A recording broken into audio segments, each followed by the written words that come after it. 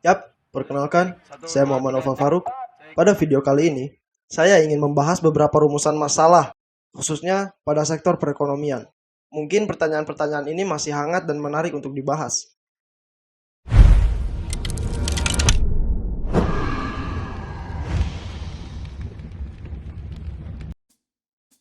Pada saat seperti ini, hampir semua negara mengalami penurunan perekonomian yang signifikan. Setiap negara memiliki caranya masing-masing untuk membangun atau membangkitkan perekonomiannya kembali. Yang menjadi pertanyaan dan fokus kita di sini adalah, bagaimana sistem ekonomi Islam di Indonesia menghadapi pandemi ini?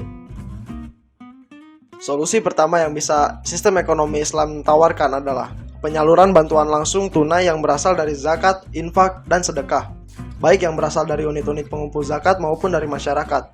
Khusus untuk zakat yang ditunaikan, penyalurannya dapat difokuskan kepada orang miskin yang terdampak COVID-19 secara langsung, sebagai salah satu yang berhak menerimanya, atau biasa kita sebut mustahik. Poin ini adalah skema filantropi ekonomi Islam yang memiliki potensi besar bagi perekonomian masyarakat.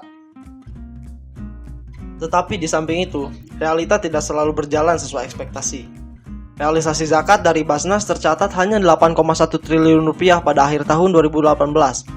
Padahal, potensinya bisa mencapai angka 252 triliun rupiah. Dalam menghadapi realita tersebut, kampanye dana zakat dapat terus dilaksanakan dengan cara pendirian zakat center di masjid dan area kampus-kampus. Solusi kedua, memanfaatkan program wakaf. Badan Wakaf Indonesia perlu bekerja sama dengan keuangan lembaga syariah agar mempromosikan program wakaf ini untuk pembangunan infrastruktur berbasis wakaf, seperti rumah sakit wakaf khusus pasien COVID-19, APD wakaf, masker wakaf, dan lain sebagainya. Manajemen program ini harus dilaksanakan secara profesional. Solusi ketiga, bantuan modal usaha untuk UMKM oleh perbankan syariah. Keberadaan UMKM saat ini berada di posisi yang rentan jauh ke dalam lubang kemiskinan dan kebangkrutan karena guncangan ekonomi. Dan mereka bukan termasuk golongan muzaki. Maka dari itu, solusi bantuan modal usaha ini bisa menjadi peluang untuk para UMKM agar bisa tetap survive.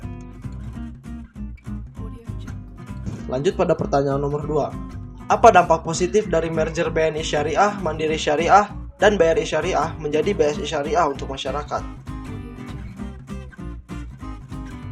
Merger ini bisa meningkatkan literasi keuangan bank syariah.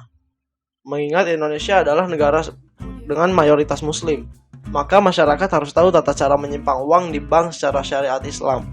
Selain itu, produk di BSI juga lebih beragam dibandingkan produk-produk bank sebelumnya. Oke, kita lanjut pada pertanyaan nomor 3. Menurut Anda, apakah sistem ekonomi Islam dapat diterapkan di Indonesia? Sebutkan alasannya.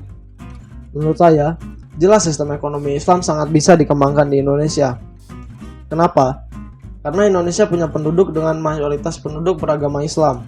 Jika masyarakat mayoritas Islam, maka para pelaku ekonominya juga sebagian besar beragama Islam dan mengetahui syariat-syariat Islam yang akan berpotensi mendukung jalannya sistem ekonomi Islam. Namun, sistem ekonomi Islam memang masih belum bisa diterapkan secara general. Kita masih harus terus menjalankan literasi tentang ekonomi Islam kepada masyarakat, serta pemerintah juga tentunya harus mendukung sistem ekonomi Islam jika memang ingin menjalankannya. Semoga ilmunya bermanfaat, dan sekian, terima kasih.